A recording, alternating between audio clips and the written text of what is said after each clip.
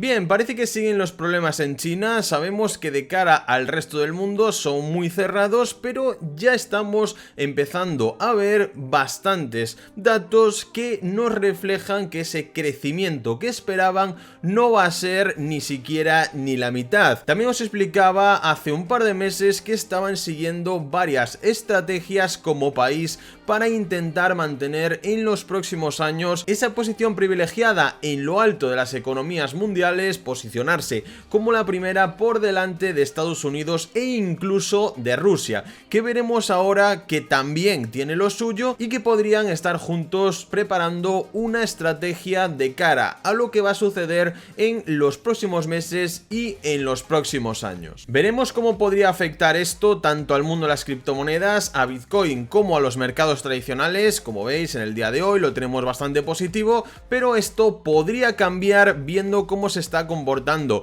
el SP500 en las próximas horas. Como siempre, recordaros a los que sois nuevos en el canal que en todos los vídeos hacemos un sorteo de $100 en USDT para ayudaros a sobrellevar un poquito mejor este bear market. Como siempre, al final del vídeo tendréis los requisitos para poder participar. Y también sigue abierta nuestra comunidad completamente gratuita de Telegram, donde, como veis, hacemos análisis exclusivos, ponemos noticias del mundo de las criptomonedas justo en el momento en el que salen y bueno, siempre intentamos aportaros un poquito más de valor extra, como digo, de forma completamente gratuita. Tenéis el enlace en la primera línea de la descripción. Bien, China deja de ser la locomotora económica de Asia por primera vez desde el año 1990, hace ya más de 30 años. El Banco Mundial rebaja del 5% al 2,8%, como veis, casi la mitad, el crecimiento de la segunda economía del planeta por el efecto de la estricta estrategia cero COVID. Como sabéis, en China la primera de cambio que detectan un pequeño brote o incluso simplemente con que haya rumores que algún barrio, alguna ciudad está empezando a tener más casos de los normales, ya cortan por lo sano, confinan y bloquean completamente a todas las millones de personas que hay en esa ciudad, impidiéndoles ir a sus trabajos, moverse de casa, y con lo cual esto acaba afectando muchísimo a las empresas que están en el medio, ya que no pueden trabajar, no pueden exportar sus productos a otras empresas y al final pues se va haciendo esa bola que afecta a las cadenas de suministros, y los primeros que sufren pues son los propios chinos. Aún así, como os digo siempre, yo creo que esta es una estrategia perfectamente tramada por detrás y que si lo están haciendo así es por algo. China maquilla el colapso de su economía con la nacionalización silenciosa de empresas en problemas. El frenazo está llevando a empresas privadas y públicas al sufrimiento. Caen en una trampa de bajos ingresos y de deuda creciente, que ya veréis la cantidad de deuda que tiene China, es una barbaridad. Se cree que se podría estar produciendo una nacionalización sigilosa para intentar salvar a esas empresas, al menos de momento, y que siga formándose una bola aún más grande hasta que el gobierno chino decida hacerla explotar en un momento en concreto. China es esa economía que siempre parece que va a estallar en cualquier momento, pero que se acaba salvando siempre al límite. Pero en estos momentos Pekín se encuentra justo en uno de estos momentos que la economía parece estar al borde del colapso y parece que su nueva estrategia es seguir acumulando deuda, seguir haciendo una bola de nieve más grande, nacionalizando esas empresas con problemas e inflando aún más la deuda del país, lo cual tiene que acabar explotando por algún lado. Tenemos también aquí un gráfico de los últimos 10 años de cómo ha ido subiendo la deuda en China, una absoluta barbaridad. Ya aparece Estados Unidos y claro, China parece que vuelve a dar una patada hacia adelante sin enfrentarse de cara a este problema, mientras está colapsando uno de los sectores que más les ha aportado en el crecimiento en los últimos años, que es ese sector inmobiliario. Claro, esta estrategia no se podrá seguir utilizando de forma infinita, sino que va a haber un punto de colapso donde todo acabe explotando y se va a llevar por delante no solo el sector inmobiliario, sino también al resto de la economía china. Yo repito, a mi parecer no todo es como se está pensando, sino que creo que tienen un plan alternativo para intentar que todo esto quede un poquito más leve, y esta estrategia sin duda pasa por estar teniendo cada vez más control de Rusia y de los recursos que puede ofrecerle. China se hace con el control económico de Rusia, así están yuanizando el país. Las familias rusas abren depósitos en yuanes, mientras que las empresas y el Estado comienzan a emitir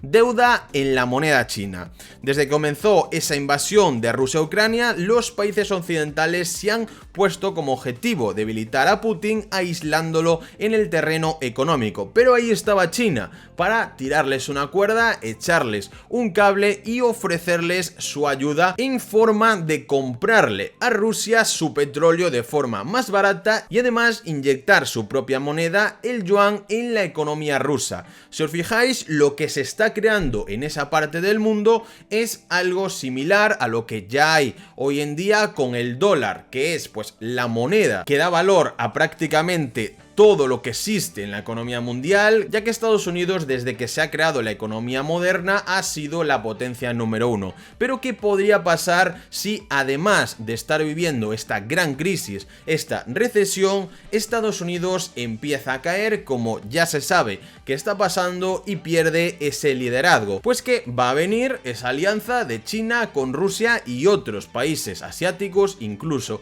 la India, que van a intentar crear un nuevo mercado en base a la moneda de China, al yuan, y dejar al dólar relegado a solamente la parte occidental del mundo, haciéndole perder mucho valor. Vemos aquí como cada vez hay más yuanes inyectados en esa economía rusa y que la moneda estaría suponiendo una auténtica válvula de escape para esas empresas rusas que están sufriendo las sanciones de Europa y que les impiden comerciar en dólares, con lo cual ese yuan se estaría convirtiendo en la moneda por excelencia en Rusia. ¿Y qué podría pasar no solo en el mercado de las criptomonedas, sino también en los mercados tradicionales, en esa referencia como es el SP500? Pues básicamente que si esto llega a realizarse, si China y Rusia consiguen posicionar ese yuan por encima del dólar, podríamos ver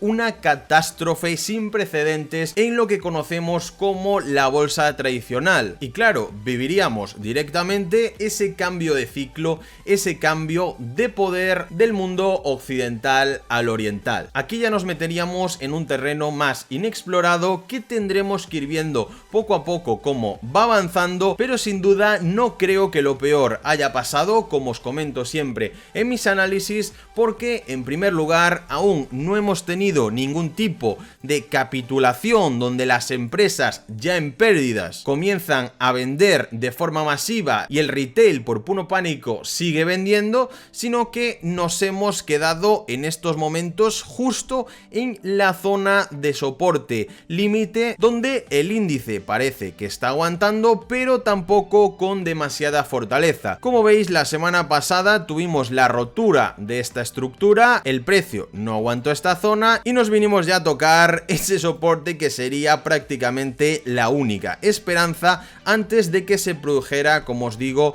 una capitulación, una caída mayor que nos llevará como mínimo a esta zona de 3.300, 3.400 dólares, que sería básicamente otro 10%, 8% más o menos desde el precio que estamos ahora. En todos los vídeos quiero recordaros esta imagen, chicos, que al final todas las crisis, todos estos bear markets tienen la misma estructura. Podéis comparar, ¿no? Podéis ver las similitudes de todo lo que ha pasado en antiguos bear markets, en antiguas crisis financieras, y veréis que las estructuras son muy similares. Donde podríamos estar ahora sería en esta zona aquí de soporte. Como veis, en el momento que la rompimos en el 2008, por ejemplo, se produjo esa gran capitulación seguida por más caídas provocadas por el pánico, hasta posteriormente, sobre un año después, de nuevo empezar una recuperación. Y claro, esto tenemos que contar que es teniendo a Estados Unidos como primera potencia mundial bastante fuerte, pero es que en estos momentos ya sabemos que con todo lo que está pasando no van a tener esa capacidad de de mantenerse y seguramente sean superados por ese bloque de Rusia, China e India. Así que podríamos tener aún un bear market más prolongado. Y claro, nos vamos a ver ahora los gráficos del mundo de las criptomonedas, que se multiplica por 2, por 3, por 4 normalmente las caídas de los mercados tradicionales, y desde máximos estamos sobre un 70-75% abajo. Una absoluta locura. Pero es que claro, si el SP500 sigue cayendo, nuestro siguiente punto de soporte será, como veis aquí, que se nota un poquito más de volumen. A ver, nada que ver como el que teníamos hacia arriba de esta zona de los 19.000, 20.000 dólares, pero al menos tendríamos un pequeño soporte en esos 12.000 dólares. Y a mi parecer, el caso de que esto suceda y que sí dentro de un año empiece una recuperación más normal, como ha ocurrido históricamente, que repito, no tiene por qué pasar igual, pero en el caso de que seamos más positivos, podría formarse una nueva zona de liquidez sobre aproximadamente los 14.000, 15.000 dólares. Esto es un poquito ya más especulativo, pero bueno, sería una forma de verlo y de esperar que no sucedieran aún cosas peores y nos fuéramos a niveles que nadie se estaba esperando. Así que chicos, como siempre, espero que os haya gustado el vídeo. Mucha cautela en los mercados, haced una buena gestión de riesgo con vuestro capital, porque seguramente sí que tengamos